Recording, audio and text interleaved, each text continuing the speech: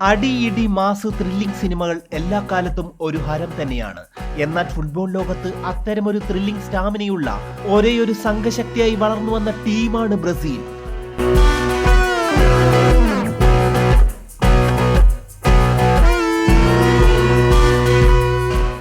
ആവേശ തിരമാലകൾ അലയടിക്കുന്ന സ്റ്റേഡിയത്തിന്റെ ഹൃദയത്തിൽ പന്തുരുട്ടി രക്തയോട്ടത്തിന് വേഗം കൂട്ടിയ മഹാവിജയത്തിന്റെ കതിരുകൾ കൊത്തിപ്പറന്ന കാനറിക്കൂട്ടങ്ങൾ. പെലെയും സീക്കോയും ഗരീഞ്ചയും സോക്രട്ടീസും തുടങ്ങിവെച്ച കരുത്തുറ്റ കാലാൾപ്പടയുടെ തേരോട്ടത്തിന്റെ ഞാണേറ്റെടുത്ത് മുന്നേറിയ റൊമാരിയോ ബെബറ്റോ സഖ്യത്തിന്റെ കത്തിപ്പടരുന്ന വേഗങ്ങൾ, പിന്നെ അത് എതിരാളികളെ തൂത്തെറിഞ്ഞു മുന്നേറിയ ഡെഡ് ലൈൻ ഗ്യാങ്ങിന്റെ പടകൊട്ടിപ്പാഞ്ഞുള്ള വരവായി മാറി. ഗോൾ മുഖത്ത് കാവൽക്കോട്ടയുടെ ഉരുക്ക് കരങ്ങളായി മാറിയ മാർക്കോസും റൊജേരിയോ സെനിയും ദിദയും സീസറും കരുത്തരിൽ കരുത്തന്മാരായിരുന്നു. ചൊറിയാൻ നിന്നവന്മാരെയൊക്കെ കേറിയങ്ങുമാന്തി പണി തീർത്ത് നാലാക്കി മടക്കി കീശയിലാക്കിയ പ്രതിരോധ നിരയിലെ കിങ്ങുകളായി കാലുറപ്പിച്ച Lucio Dunga, Cafu, power hero Roberto Carlos ഇവരടങ്ങുന്ന പടപ്പാളയത്തിൽ മിഡ്ഫീൽഡിൽ ബുദ്ധിവരകൾ തെളിച്ച് കാലിൽ വകഞ്ഞെടുത്ത പന്തുകളെ നിലം തൊടാതെ പായിച്ച് കൊമ്പുകോർത്തവരുടെ പല്ല് പറിച്ച് ശൗര്യമടക്കിയ എമേഴ്സൺ, ഡെനിൽസൺ, ഗിൽബർട്ടോ സിൽവ കൂടാതെ തൊട്ടതെല്ലാം പൊന്നാക്കിയ കക്കയും ഇരുമ്പുലക്കിയുടെ കനമുള്ള ഷോട്ടുകൾ തീർക്കുന്ന റിവാൾഡോയും കുതിപ്പിന്റെ അചഞ്ചലമായ ശക്തിയായി റൊണാൾഡിഞ്ഞോയും ഒന്നിക്കുന്നു. ഏത് കൂടും കൂടാരവും പൊളിച്ചെടുക്കി കോട്ടക്കൊത്തളങ്ങളെ വെട്ടിയൊതുക്കി മുന്നോട്ട് കുതിച്ച ഒറ്റയാനായി മുന്നിൽ നിവർന്നു നിന്ന സ്ട്രൈക്കർ റൊണാൾഡോ നസാരിയോയും അങ്ങനെ എതിരാളികളുടെ നെഞ്ചകം വിറപ്പിച്ച ബ്രസീൽ സ്ക്വാഡ്.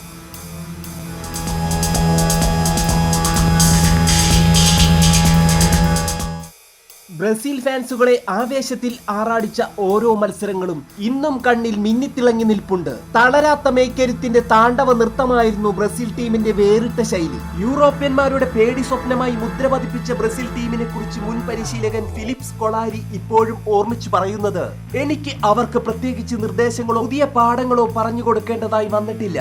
പലപ്പോഴും ഡ്രസ്സിംഗ് റൂമിൽ ചെന്ന് എനിക്ക് അവരോട് പറയേണ്ടതായി വന്നിട്ടുള്ളത് സമയമാകുന്നു, വേഗം കളിക്കളത്തിലേക്ക് വരിക എന്നു മാത്രമാണ്. ആരെക്കാളൊക്കെ അവർ ജീവശ്വാസം പോലെ ഫുട്ബോളിന്റെ ലഹരി ആസ്വദിച്ചവരാണ്.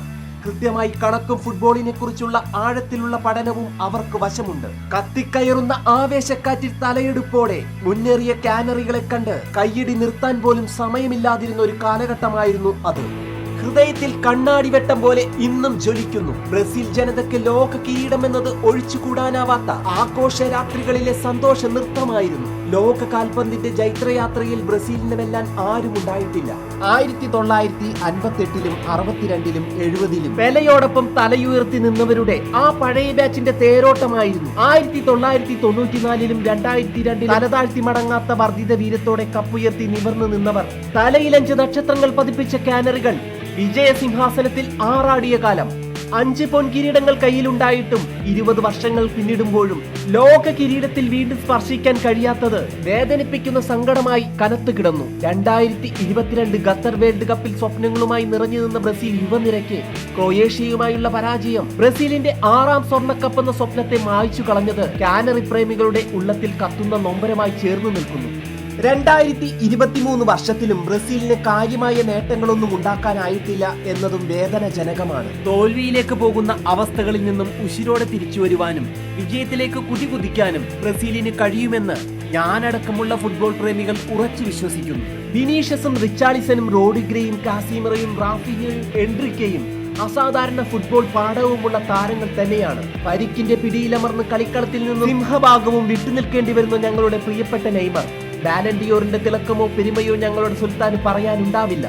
എന്നാൽ കാൽപന്തിന്റെ മധുരസുന്ദരമായ കവിത പോലെ തഴുകിപ്പാഞ്ഞു മുന്നേറുന്ന ദ്രുതശൈലിയുടെ തമ്പുരാനായി മാറിയ ഈ ലോകത്തിന്റെ നെറുകയിൽ നിറഞ്ഞു നിന്ന് നിഷ്കളങ്കമായ ചിരിയോടെ വെല്ലുവിളികളെ നേരിട്ട സുൽത്താൻ നെയ്മർ ജൂനിയർ ഞങ്ങൾക്ക് കാനറി കൂട്ടത്തിന് എന്നും ദൈവപുത്രൻ തന്നെയാണ്. ആ പഴയ ബാച്ചിന്റെ കരുത്തുറ്റ പിൻഗാമികളായി ബ്രസീലിന്റെ യുവനിരയ്ക്ക് മാറുവാൻ ഇനിയും സമയമുണ്ട്. 7ാം ക്ലാസ്സിൽ വെച്ച് ആദ്യമായി പാഠപുസ്തകത്തിൽ നിന്നും കൂടുതലായി പെലെ എന്ന ബ്രസീലിന്റെ പവിഴമുത്തിനെ കുറിച്ച് മനസ്സിലാക്കിയത് ഇന്നും ഉദയസൂര്യന്റെ കിരണങ്ങളായി കണ്ണുകളിൽ വിരിയുന്നു. ബ്രസീൽ എന്നും എപ്പോഴും നെഞ്ചകത്തിൽ തളിരിട്ട മഞ്ഞപ്പൂക്കൾ വിടർന്ന പനിനീർ ചെടിയാണ്. എല്ലാ ലോകകപ്പും കളിച്ച ഏകരാജ്യം നമ്മുടെ ബ്രസീലാണ്. ഏറ്റവും കൂടുതൽ ഫൈനൽ കളിച്ച, ഏറ്റവും കൂടുതൽ കിരീടം നേടിയ, ഏറ്റവും കൂടുതൽ വിജയങ്ങളും ഗോളുകളും നേടിയ മാസ്മരികമായ പ്രപഞ്ചമായ മഞ്ഞയിൽ നീരാടുന്ന പ്രിയപ്പെട്ട ബ്രസീൽ. കാത്തു സൂക്ഷിക്കും പോലെ കൽബിലും കിനാവിലും കാവൽ കരുത്തായി കിടിലൻ കിങ്ങുകളായി തന്നെ കിരീട നേട്ടത്തിൽ ഒന്നാമനായി കരുത്തനായി കളിക്കളത്തിൽ കത്തിക്കയറി നിന്ന ബ്രസീൽ തിരിച്ചു വരും. കാനറി പക്ഷികൾ ഈ ലോകത്തിന്റെ നീലാകാശം കീഴടക്കുക തന്നെ ചെയ്യും. Love you Brazil.